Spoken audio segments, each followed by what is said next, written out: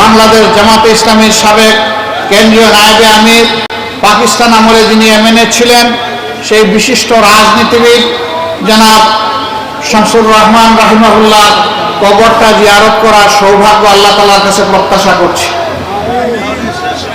আমি আল্লাহ তাআলার শুকরিয়া আদায় করার পাশাপাশি যাদের ত্যাগ এবং কোরবানির বিনিময়ে আল্লাহ তাআলা বাংলাদেশকে ফ্যাসিবাদের হাত থেকে মুক্ত করেছেন, জাতির সেই বীর সন্তানদেরকে অন্তরের অন্তঃস্থল থেকে আমি গভীর কৃতজ্ঞতা জ্ঞাপন করছি।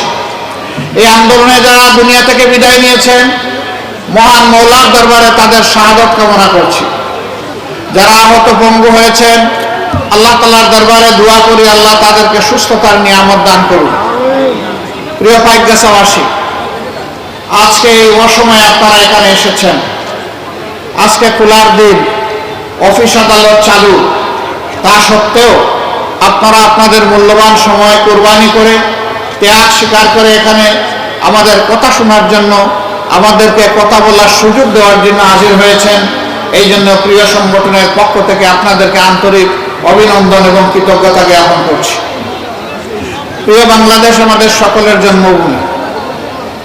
এই বাংলাদেশে আল্লাহ তাআলা মেহেরবানি করে আমাদেরকে পয়দা করেছেন, আমরা আল্লাহর দরবারে কৃতজ্ঞ, আলহামদুলিল্লাহ। এই বাংলাদেশকে নিয়েই আমরা বাঁচতে চাই। এই বাংলাদেশই আমাদের দুনিয়ার ঠিকানা, আখিরাতে আদালতে আল্লাহর দরবারে আমরা জান্নাতের ঠিকানা কামনা করি। আমরা এই দেশকে ভালোবাসি, দেশের মানুষকে ভালোবাসি। এই জন্য দেশের স্বার্থ রক্ষা করতে গিয়ে, অন্যায়ের আগ্রাসনের বিরুদ্ধে কথা বলতে গিয়ে, ফ্যাসিবাদের বিরুদ্ধে কথা বলতে গিয়ে আপনারা জানেন যে আমাদের পরপর শীর্ষ 11 জন নেতাকে তারা বিচারিক আদালতে খুন করেছে। মহান রবের দরবারে দোয়া করি আল্লাহ তাদেরকে মর্যাদাবান শহীদ হিসাবে কবুল করুন। এই অপকর্মের বিরুদ্ধে সারা বাংলাদেশে যারা গর্জন করেছিল, বিশেষ করে কোরআনের পাখি আল্লামা দেলাওয়ার হোসেন সাঈদীর মৃত্যুদণ্ড ঘোষণা করার পরে সারা বাংলাদেশ বিক্ষোভে ফেটে পড়েছিল। সেখানে দল ছিল না, মত ছিল না, সেখানে মানবতা ছিল। সমস্ত মানবতা সিংহের গর্জনে সেদিন ফেটে পড়েছিল। আপনারাও তার ব্যতিক্রম নয়। সেই গর্জনের মিছিলে আপনারাও শরীক ছিলেন। আপনাদেরকে অভিনন্দন জানাই। স্বৈরাচারী সরকার মানুষের প্রতিবাদের প্রতি সম্মান না দেখিয়ে মানুষের টাকায় কেনা গুলি এবং অস্ত্র তাদের বুকে তাক করে দিয়েছিল। আমরা আমাদের শত শত সহকর্মীকে হারিয়েছি। মওলার দরবারে দোয়া করি রব্বুল আলামিন তাদেরকেও যেন শহীদ হিসাবে কবুল করেন।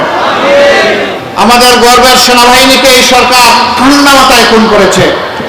আপনারা জানেন ক্ষমতায় বসেছে তারা 2009 সালের 10 জানুয়ারি, আর পরের মাসে 25 এবং 26 ফেব্রুয়ারি ঢাকার পিলখানায় তৎকালীন বিডিআরের সদর দপ্তরে 57 জন কমিটেড চৌকস দেশপ্রেমিক সেনা অফিসারকে নির্মমভাবে হত্যা করা হয়েছিল। তাদের পরিবারের সদস্যদেরকে বেইজ্জত করা হয়েছিল, তাদের কাউকে হত্যা করা হয়েছিল। কিন্তু সেই হত্যার রহস্য এতদিন আবিষ্কার হয়নি। এখন নতুন বাংলাদেশের আওয়াজ উঠেছে, সেই হত্যার নায়কদেরকে, নায়িকাদেরকে ধরতে হবে, ওদেরকে বিচারের আওতায় আনতে হবে। বাংলাদেশের সুরক্ষার জন্য এর কোনো বিকল্প আমরা দেখছি না। অবশ্যই তার বিচার হতে হবে। জামাত নেতাদের অন্যায়ভাবে হত্যা করা হয়েছে। এদেশের যে কয়টি মানুষকে অন্যায়ভাবে হত্যা করা হয়েছে সব হত্যাকাণ্ডের বিচার আমরা চাই। যাদেরকে পঙ্গু করা হয়েছে, আহত করা হয়েছে, চাকরি কেড়ে নেওয়া হয়েছে, জুলুম করা হয়েছে, জেলে নেওয়া হয়েছে, বন্দী করা হয়েছে, গুম করা হয়েছে, আয়না করে রাখা হয়েছে, সমস্ত অপকর্মের বিচার আমরা চাই। এই বাংলার মাটিতে এদের বিচার করতে হবে। এরা বলতো বাংলাদেশে এখন অনাবিল শান্তি বিরাজ করছে। আমি তাদের আমলেও চিৎকার দিয়ে বলছি, হ্যাঁ, তোমাদের এই শান্তি হলো কবরস্থানের শান্তি। কবরস্থানে কোনো জীবিত মানুষ থাকে না, তাই সেখানে হাসি কান্না শোনা যায় না। আজকে বাংলাদেশকে তোমরা কবরস্থানে পরিণত করেছো। মানুষের বুকের বাসা তোমরা কেড়ে নিয়েছো। অযথা তালা তোমরা মানুষের ঠোঁটে ঝুলিয়ে দিয়েছো।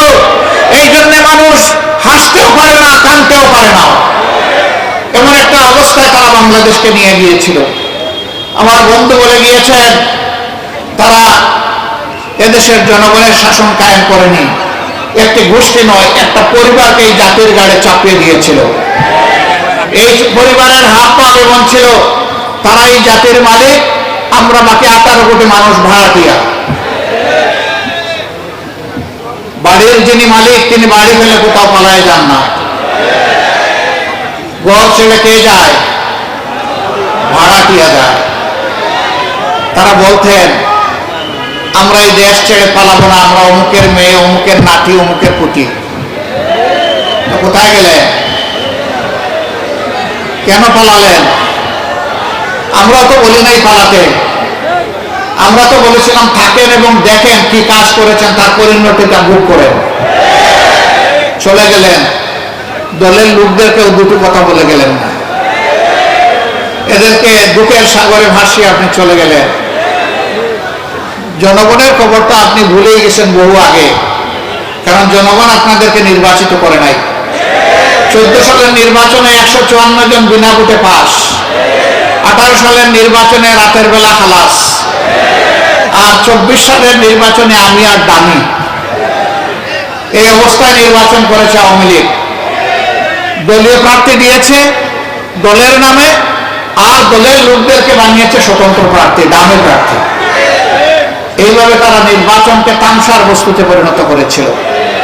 আমাদের দেশে যে সমস্ত যুবক যুবতীর বয়স হয়েছে 28 থেকে 30 বছর, তারা তিনটি নির্বাচন পেয়েছিল উপযুক্ত বয়সে, কিন্তু একটু ভোট দিতে পারেনি। আর যারা বয়স্ক ছিলেন তারা জীবনে কখনো ভোট দিতে পারলেও এই সময় ভোট দিতে পারেন নাই।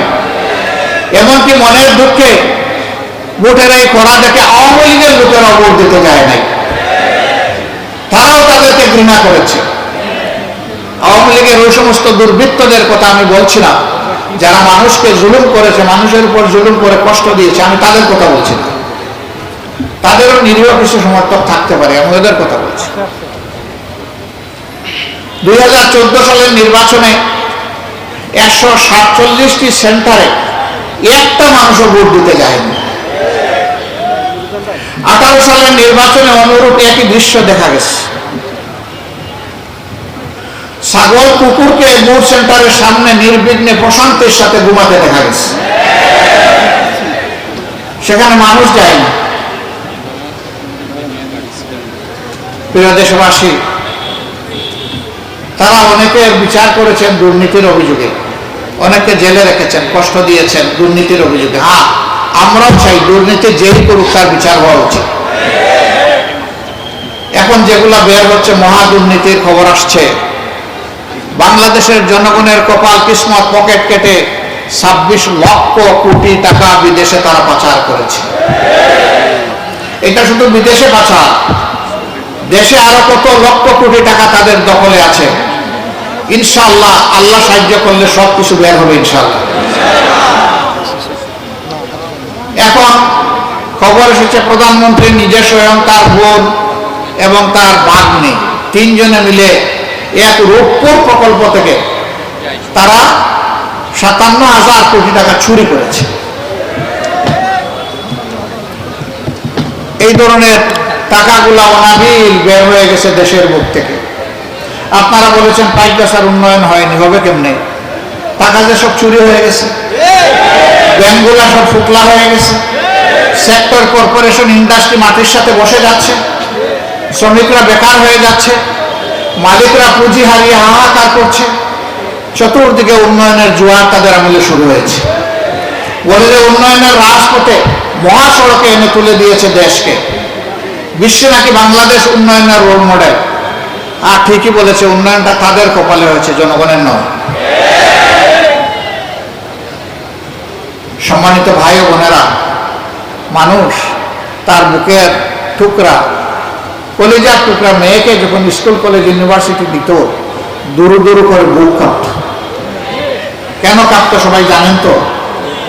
আমি আর সেটা বলতে যাচ্ছি না। এই সরকারের পার্টনার ছিলেন হোসেন মোহাম্মদ এরশাদ।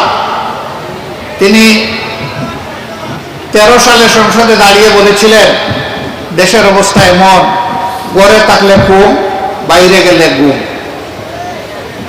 সরকারের অংশ হয়ে তিনি সেদিন এটা বলেছিলেন। এটা ছিল বাস্তব চিত্র বাংলাদেশের। সারা বাংলাদেশের ছোট